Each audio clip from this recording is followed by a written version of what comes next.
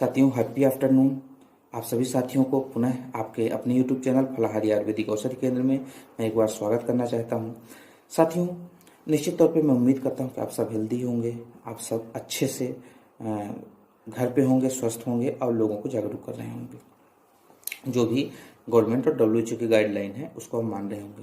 साथियों, इसी विषय को लेते हुए आज हम बात करेंगे कि जो ये पेंडेमिक यानी महामारी है, इसका कब से इसकी शुरुआत हुई और उसके साथ साथ इसके पीछे जो वैज्ञानिक कारण हैं, जो साइंटिफिक स्टेटमेंट हैं, हम उसके बारे में चर्चा करेंगे। साथियों, जैसा कि आप जानते हैं कि अभी जो ये वायरस चल रहा है, इसका जो नाम दिया गया है, क्या दिया गया है? SARS-CoV-A यानी severe acute respiratory tract syndrome. यानी कि ये जो डिसीज है ये हमारे रिस्पिरेटरी ट्रैक्ट को प्रभावित कर रही है। मतलब इसका जो सिम्टम्स है वो इन्फ्लुएंजा जो डिसीज है उससे मिलता जुलता है और इन्फ्लुएंजा कैटेगरी में आता है, यानी कि इन्फ्लुएंजा लाइक डिसीज, यानी कि डिसीज लाइक इन्फ्लुएंजा, यानी कि ये जो डिसीजेस है वो इन्फ्लुएंजा कैटेगरी में है, जिसमें से कुछ आपको मेन लक्षण देखने को मिलते हैं। रिस्पिरेटरी ट्रैक्ट का चोक होना, कफ बनना, गले में खराश होना, सीवियर बुखार और इसके साथ साथ लूज मोशन होना और इससे रिलेटेड जो भी सिम्टम्स ये हैं। तो साथियों, इसमें 2009 मई 2009 में इन्फ्लुएंजा बीमारी पर आयोजित एक आभासी संवाददाता सम्मेलन में विश्व स्वास्थ्य संगठन के स्वास्थ्य एवं सुरक्षा पर्यावरण विज्ञापन आंतरिक सहायक महानिदेशक डॉक्टर KEG फुकुड़ा ने कहा कि विश्वमारी के बारे में सोचने पर एक आसान तरीका यह कहता है कि विश्वमारी एक वैश्विक प्रकोप है। तब आप खुद से पूछ सकते हैं। फिर यहाँ पे आगे दे रहा है साथियों कि 2003 में यह चिंता सता रही थी कि अप्रारूमिक निमोनिया का सीवियर एक्यूट रिस्पिरेटरी सिंड्रोम, यानी इसका नाम क्या दिया गया था उस समय? SARS-CoV, यानी कि सेम है जो कोरोना का नाम है, इसमें 1 कर दिया गया और जो ये बीमारी थी तो उसमें क्या कर दिया गया, जो निमोनिया का रूप ले रही थी तो उसको SARS-CoV यानी कि कोरोना वायरस। और अभी जो है जो 2019 यानी कि चाइना से दिसंबर से शुरू हुआ उसको क्या कहा गया? उसको SARS-CoV-1 कहा गया। अभी जो इंग्लैंड का 17 मार्च को ये लिखा है कि दी new England journals of medicine ये प्रकाशित हुई है, आप देख लीजिए। तो इसमें लिखा हुआ है कि aerosols and surface stability of SARS-CoV-2 as compare with SARS-CoV-1। इसमें साथियों सीधे सीधे यहाँ पे कह रहा है कि अ novel human corona virus that is now named severe acute respiratory syndrome corona virus 2, यानी कि इसका नया नाम दिया गया। फिर आगे इसमें कह रहा है कि हाँ, emerged in Wuhan, China in late 2019 and is now causing a pandemic, जिसको कि महामारी के रूप में इसका नाम दिया गया। We analyzed the aerosols and surface stability of SARS-CoV-2 and compare in with SARS-CoV-1, the most closely related human coronavirus। आप इसको समझ सकते हैं, इस जनरल्स को आप देख सकते हैं। साथियों, अभी हम जितने पेपर्स आपको दिखा रहे हैं ये सब साइंटिफिक स्टेटमेंट हैं और सभी का मैं डिस्क्रिप्शन बॉक्स में लिंक दे दूंगा। आप लोग जरूर पढ़िए, जरूर देखिए, क्योंकि एक पढ़े लिखे या कि साइंस को जानने वाले आदमी का फर्ज होता है कि वो थोड़ा सा कुछ उस पर तर्क करे, रीजनिंग को ढूंढे और उसको जानने का प्रयास करे कि हो क्या रहा है, एक्चुअल में है क्या। तो ये स्टेटमेंट आप इसको देखें, ये वहाँ पे हर महीने ये प्रकाशित होती रहती है, इसको आप पढ़ा करें और ये वहाँ से। अब उसके साथ साथ साथियों एक हमारे पास ये स्टेटमेंट है, इसमें ये कहा गया है, कुछ लोग हैं जो वो कह रहे हैं, मैं इस वीडियो में सिर्फ बताने का प्रयास कर रहा हूँ, मैं कुछ नहीं कह रहा हूँ, सिर्फ आपको समझना है साथियों। 3 to 4 days patient recover naturally. कैसे, कौन कौन कह रहे हैं इसको? President Mexico Andros Manuel Lopez Obrador. तीसरा इसमें सेकंड नंबर है ब्राजील का प्रेसिडेंट जैर बोल्सोनारो कह रहे हैं। फिर इसके साथ साथ निकोरांगो ये कंट्री है, इसके जो प्रेसिडेंट हैं उनका क्या नाम है, डैनियल्स ओर्टेगा। ये क्या कह रहे हैं ये, और इसके साथ साथ डॉक्टर विश्वराज राय चौधरी, ये भी MBBS MD और PhD है। इनका जो स्टेटमेंट है ये कह रहे हैं कि एक ऐसा गेम प्लान है, सामान्यतः यह 3 से 4 दिन में ठीक हो जाता है, लेकिन मीडिया ने इसको बहुत ज़्यादा हाईलाइट किया और दिखाया गया। इनका ये स्टेटमेंट है, आप इसको गूगल में सर्च कर सकते हैं, आप सब देख सकते हैं। फिर आगे यहाँ पे ये कहा गया कि इसका नाम अब बदल के SARS-CoV-2 कर दिया गया, यानी severe acute respiratory tract syndromes corona virus 2। फिर अब इनका जो स्टेटमेंट आया है, जिसे जो डॉक्टर साहब कह रहे हैं कि इटली में प्रतिवर्ष करीब 20,000 लोग इन्फ्लुएंजा लाइक डिसीज से खत्म हो रहे हैं। मतलब जिस डिसीजेस में इन्फ्लुएंजा संबंधी सर्दी जुकाम बुखार, बहुत ज़्यादा कफ बनना, सांस का चोक हो जाना, दस्त होना, ऐसी डिसीजेस से खत्म हो रहे हैं। US में करीब 60,000 लोग प्रतिवर्ष का जो उन्होंने रेशियो बताया, आप देख सकते हैं। अब तो सब कुछ ऑनलाइन है। अब साथियों हमारे पास एक ये पेपर है, इसमें आप देख सकते हैं विश्वमारी में यहाँ पे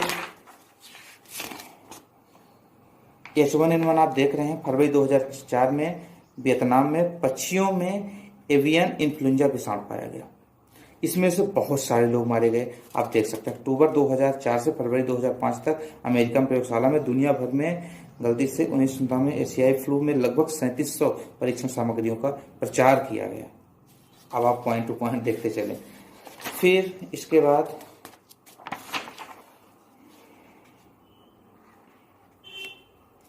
येलो फीवर में, इसमें पीत ज्वर यानी पीला बुखार कई विनाशकारी महामारियों का एक स्रोत रहा है। न्यूयॉर्क, फिलाडेल्फिया और वाशिंगटन जैसे सुदूर उत्तरी शहरों पर महामारियों की मार पड़ी थी। 1793 में अमेरिका इतिहास की सबसे बड़ी पीत ज्वर महामारियों में से एक की वजह से फिलाडेल्फिया में अधिक से अधिक 5,000 लोग मारे गए थे, जो कुल जनसंख्या का लगभग 10% था। तो इस तरीके से फिर आगे दिया है कि राष्ट्रपति जॉर्ज वाशिंगटन सहित लगभग आधे निवासी शहर छोड़कर चले गए थे। माना जाता था कि 19वीं सदी के दौरान स्पेन में पीत ज्वर से लगभग 3 लाख लोगों की मौत हुई थी, है ना। तो इस तरीके से ये हो गया तो पीत ज्वर का सर्वे। अब आगे आप देखिए, अब टीबी से कितना लोगों के ट्यूबरकुलोसिस से पेशेंट हर साल मर रहे हैं, आप समझ सकते हैं। फिर आपका मीजल्स, ये भी एक वायरल डिसीज होती है, रूबेलिया वायरस है ये। इसमें साथियों आप देख सकते हैं कि यहाँ पे सीधे लिखा है कि ऐतिहासिक दृष्टि से बेहद संक्रामक होने की वजह से खसरा पूरी दुनिया में फैला हुआ है। राष्ट्रीय टीकाकरण कार्यक्रम के अनुसार 15 वर्ष तक आयु के लोगों में 90% लोग खसरे से संक्रमित थे। 1963 में टीके वैक्सीन के आगमन से पहले अमेरिका में प्रतिवर्ष इससे लगभग 3 से 4 मिलियन मामले सामने आते थे। लगभग गत 150 वर्षों में खसरे से पूरी दुनिया में लगभग 20 मिलियन लोगों के मरने का अनुमान है। 1 मिलियन बराबर 10 लाख, 20 मिलियन प्रतिवर्ष मरने का अनुमान है। केवल 2000 में खसरे से दुनिया भर में लगभग 7,77,000 लोग मारे गए थे, केवल 2000 में। फिर समझिएगा उस वर्ष दुनिया भर में खसरे के लगभग 40 मिलियन मामले सामने आए थे। 1 मिलियन यानी कि 10 लाख, 40 मिलियन, आप सोच सकते हैं। और आगे देखिए, फिर आपका टीबी हो गई, कुष्ठ रोग, इसमें भी लगभग कई हजार लोग मारे गए थे। 2002 में इतने नए मामले को पता लगा। फिर आगे अपन बात करते हैं टाइफाइड आज भी है, पीली बुखार जो है वो आज भी है साथियों। तो टाइफाइड में कितने लोग मारे गए थे, इसको एक पॉइंट है, इसको समझिएगा कि दौरान उभरने वाले इस रोग का पहला प्रभाव 1489 में यूरोप के स्पेन में हुआ था। ग्रेनेडा में ईसाई स्पेनियों और मुसलमानों के बीच होने वाली लड़ाई के दौरान 3000 स्पेनी सैनिक युद्ध से हताहत हुए थे और 20,000 स्पेनी किससे, टाइफाइड का शिकार हो गए थे। फिर 1528 में फ्रांस को इटली 18,000 सैनिकों को खोना पड़ा और स्पेनियों के हाथों इटली में अपना वर्चस्व भी खोना पड़ गया था। 1542 में वाल्कन में ऑटोमन से लड़ते समय, किससे लड़ते समय, टाइफाइड की वजह से 30,000 सैनिकों की मृत्यु हो गई थी। आगे अपन आते हैं चेचक। चेचक से खैर वर्तमान में निजात मिल चुका है और अब लोगों को नहीं हो रहा है, WHO ने भी इसको कह दिया है, लेकिन इससे भी कितनी मृत्यु हुई थी आप सोच सकते हैं। अब अपन आगे देखते हैं साथियों, स्पेनी फ्लू से 50 मिलियन लोग मारे गए। फिर इसमें आगे दिया है लगभग भारत में लगभग 17 मिलियन, अमेरिका में करीब 6,75,000 और ब्रिटेन में करीब 2 लाख लोग मारे गए थे। किससे? स्पेनी फ्लू से। ये 1818 से 1919 के बीच की घटना है, सॉरी 1918 से लेके 1919 के बीच की घटना है। फिर अपन आगे बात करेंगे HIV एड्स, इससे बहुत सारे लोग मारे गए। अब अपन इसके बाद एक सर्वे की रिपोर्ट ये है अपने पास, इसको आप देख सकते हैं कि अभी का जो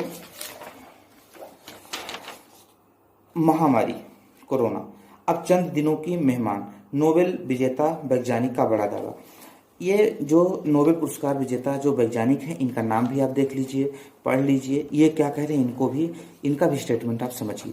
ये कह रहे हैं नोबेल पुरस्कार से सम्मानित और स्टैनफोर्ड बायोफिजिस्ट माइकल लेविट ने दावा किया है कि कोरोना जल्द खत्म हो जाएगा।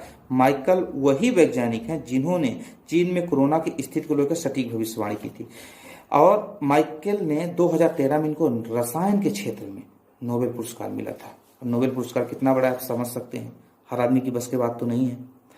तो यानी पूरे उस साल उस क्षेत्र में दुनिया में एक आदमी या 2 आदमी या कि जो उसका कमेटी होती है, 2 लोग 3 लोग 4 लोग जो मिलकर रिसर्च करते हैं उनको मिलता है।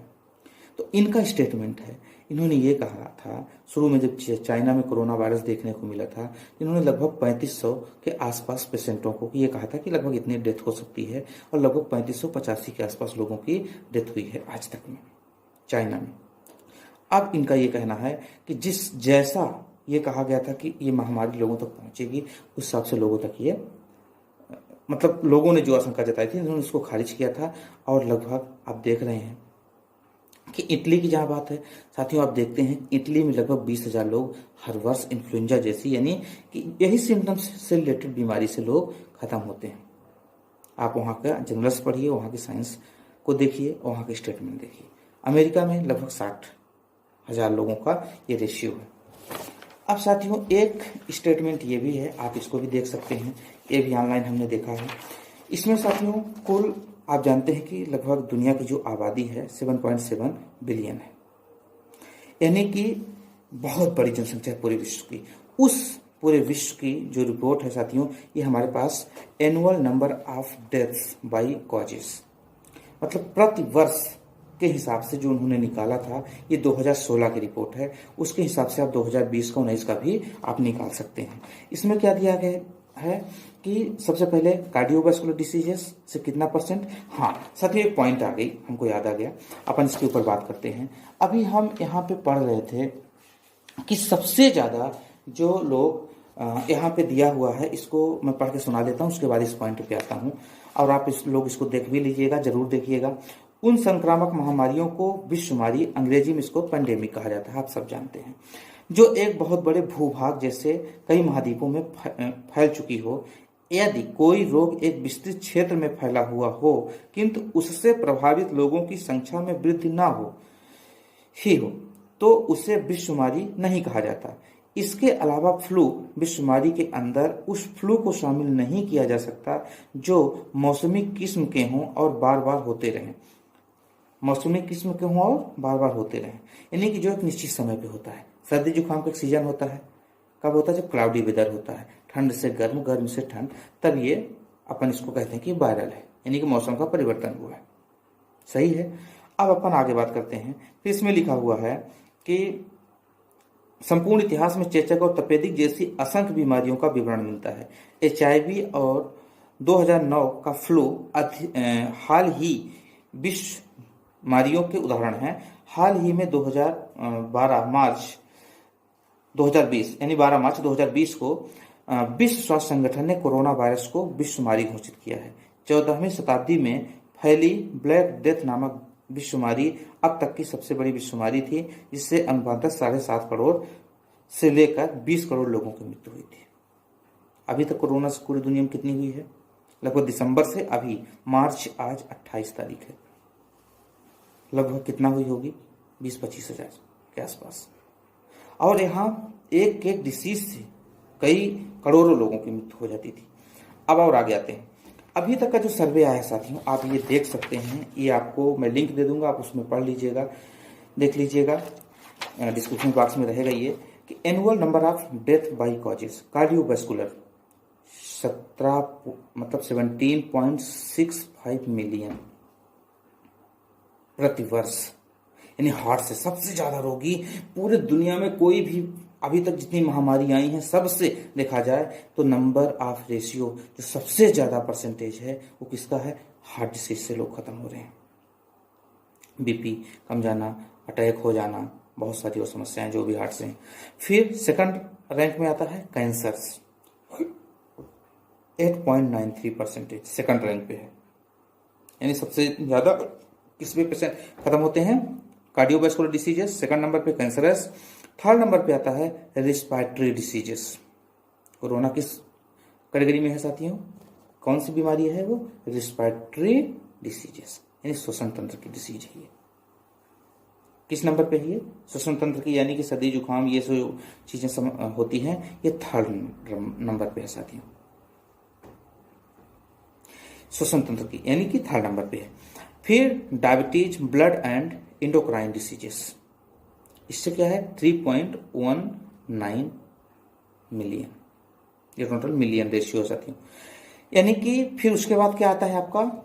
डिमेंशिया, पागलपन, lower respiratory infection, lower respiratory lungs से संबंधित ये भी है। फिर साथियों न्यूनेटल डेथ, यानी कि नवजात बच्चों की मृत्यु, इसका क्या रेशियो है? इसका लोअर रिस्पिरेटरी इन्फेक्शन 2.38 मिलियन है और न्यूनेटल डेथ 1.73 मिलियन। फिर डायरिया डिसीजेस से कितने लोगों का मृत्यु हो रही है साथियों? 1.66 एम। फिर रोड एक्सीडेंट, जो रोड एक्सीडेंट होते हैं पूरी दुनिया में 1.34 एम, सोच लीजिए। फिर लिवर डिसीज 1.26, ट्यूबरकुलोसिस यानी TB 1.21, kidney diseases 1.19, digestive diseases यानी कि जो पाचन संबंधी समस्याएं हैं 1.09, HIV एड्स 1.03, सुसाइड यानी कि सुसाइड तो आप समझ रहे हैं 0.81, मलेरिया 0.71, होमिसाइड यानी कि जिनको मार दिया जाता है, होमिसाइड 0.39। फिर न्यूट्रिशनल डिफिशियंसी यानी कुपोषण या न्यूट्रिशन के अभाव की वजह से 0.37। फिर मेनिंजाइटिस, ये भी ब्रेन संबंधी समस्या है, 0.32।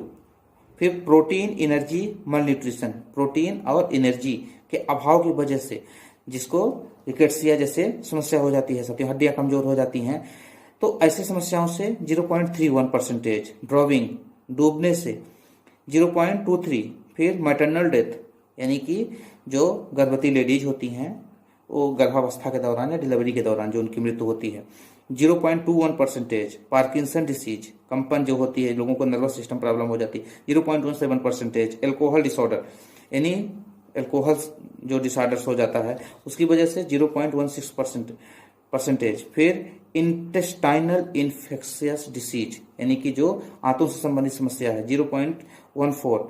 फिर ड्रग डिसऑर्डर्स, इससे कितना होता है 0.13। फिर हेपेटाइटिस बी, ये भी वायरल डिसीज है 0.13। फायर, आग से आग कहीं लग जाती है बड़ी बड़ी बिल्डिंग में, होटलों में, बहुत सारी, और उससे रिलेटेड 0.13। फिर कन्फ्लिक्ट, घरेलू जो तनाव होता है लोगों को उसकी वजह से 0.12।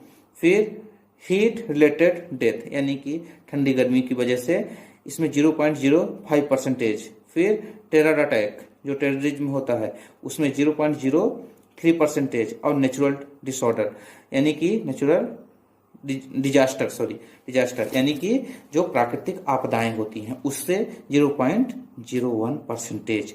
यानी कि पर ईयर जो हमने यहाँ पे काउंट करके लिखा है वो है 52.46 एम यानी कि मिलियन, 52.46 मिलियन प्रति वर्ष इन डिसीजेस से होता है। इसके अलावा और भी रीजन्स हो सकते हैं, तो लगभग 1-2 मिलियन तो आप और भी रीजन्स मान लीजिए कि वो भी रीजन हो सकते हैं मृत्यु के। तो अभी तक कोरोना से कुल कितनी मृत्यु हुई है पूरी दुनिया में? लगभग 20 से 25 हजार। साथियों, जो मेरा कहने का तात्पर्य, जो मैं कहना चाहता हूँ कि ये चीज़ पूरा सर्वे आप देखिए, समझिए। और हर वायरल डिसीजेस की एक लाइफ साइकिल होती है। ये जो अभी हमने पूर्व में स्टेटमेंट दिया था कि इन डॉक्टर्स ने क्या कहा है कि 3 to 4 days patient recover naturally. हाँ, अन्य सर्दी जुकाम के मुकाबले कोरोना के लक्षण थोड़ा सा हाईली होते हैं, लेकिन जिन लोगों की अभी तक जो सर्वे आया है, जिन लोगों की मृत्यु हो रही, जो ज़्यादा लोग खत्म हो रहे हैं, जिनकी इम्यून पावर कमज़ोर है, रोग प्रतिरोधक क्षमता कमज़ोर है, निश्चित तौर पे उन लोगों की, क्योंकि उनकी रोग प्रतिरोधक क्षमता कमज़ोर होने की वजह से एडजस्ट नहीं कर पाते। फिर जो कोरोना वायरस से मेडिसिन दी जाती है काफ़ी हाई पोटेंसी की और भी चीज़ों, तो उसका भी प्रभाव पड़ रहा है। यानी कि लगभग ओल्ड एज के ही लोगों की ज़्यादा से ज़्यादा इसमें मृत्यु हुई है। साथियों, एक और प्रश्न है, निश्चित तौर पर आपको अपने अंदर खुद सोचना चाहिए कि अगर कोरोना वायरस की दवा, जैसा कि कहा गया कभी इसकी कोई दवाई नहीं है, तो भी पेशेंट ठीक हो रहे हैं, तो भी पेशेंट ठीक हो रहे हैं जब उनको एडमिट किया जाता है। और उसके बाद 8 दिन, 10 दिन, 15 दिन में जो भी डॉक्टर्स की गाइडलाइन है, तो वो दवाई करते हैं, अपने अंडर में रखते हैं, उनको वेंटिलेटर पे रखते हैं, नेबुलाइजेशन करते हैं।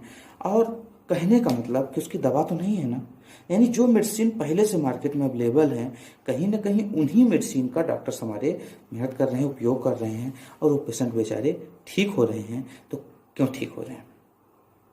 क्योंकि उनकी इम्यून पावर बहुत अच्छा है और उनको उनके सिम्टम्स के आधार पे, किसके आधार पे? सिम्टम्स के आधार पे जो मार्केट में पहले से दवाइयाँ अवेलेबल हैं उनसे ट्रीट कर रहे हैं, लोग ठीक हो रहे हैं। यानी कि जो ऐसा कहा जाए कि अभी जो लॉकडाउन है ये ठीक है, बहुत अच्छा है, क्योंकि अगर एक दूसरे तक ये संक्रमण नहीं पहुंचेगा तो लोग जल्दी रिकवर कर जाएंगे और नया फैलाव नहीं होगा। लेकिन साथियों, आप एक चीज़ और जानते हैं कि जो वायरस होता है इसके बहुत जिसको अपन नेक्ड आई से नहीं देख सकते, वो कहीं भी पहुंच जाते हैं। और ये जो वाहक होते हैं, पानी के माध्यम से, हवा के माध्यम से और भी कई माध्यम से भी ये चले जाते हैं, पहुंच जाते हैं। तो साथियों, खान पान अच्छा रखें, विटामिन सी की भरपूर मात्रा आप टाइम टू टाइम लेते रहिए। विटामिन सी की जितना अच्छी मात्रा आप लेंगे उतना अच्छा आप स्वस्थ रहेंगे, हेल्दी रहेंगे। और हम सब उम्मीद करते हैं कि हम पूरे दुनिया में मानव जाति स्वस्थ रहेगी, खुश रहेगी, और निश्चित तौर पे आज ये जो समस्या है इससे हम सब निजात पा लेंगे। यानी इस मेथड को समझिएगा साथियों, कि जो स्टेटमेंट है, यानी कि अगर सर्दी जुकाम बुखार होती है या कि थोड़ा सा भी, तो आप कुछ ज़रूरी चीज़ें हैं जो हमने पुराने वीडियो में बताया है, उसको आप देख सकते हैं। और अपने डॉक्टर्स की गाइडलाइन में रहें, हॉस्पिटल का सहारा लें। और मैं अब इससे ज़्यादा कुछ नहीं कह सकता, आप लोग समझ सकते हैं। तो बस साथियों, आज इतना ही। अगर आप हमारे चैनल में नए हैं तो चैनल को सब्सक्राइब जरूर करिएगा, बेल आइकन को ऑन कर लीजिएगा, जिससे समय समय पे आने वाली नोटिफिकेशन आपको मिलती रहे और साइंटिफिक बात अपन करते रहें। Thank you.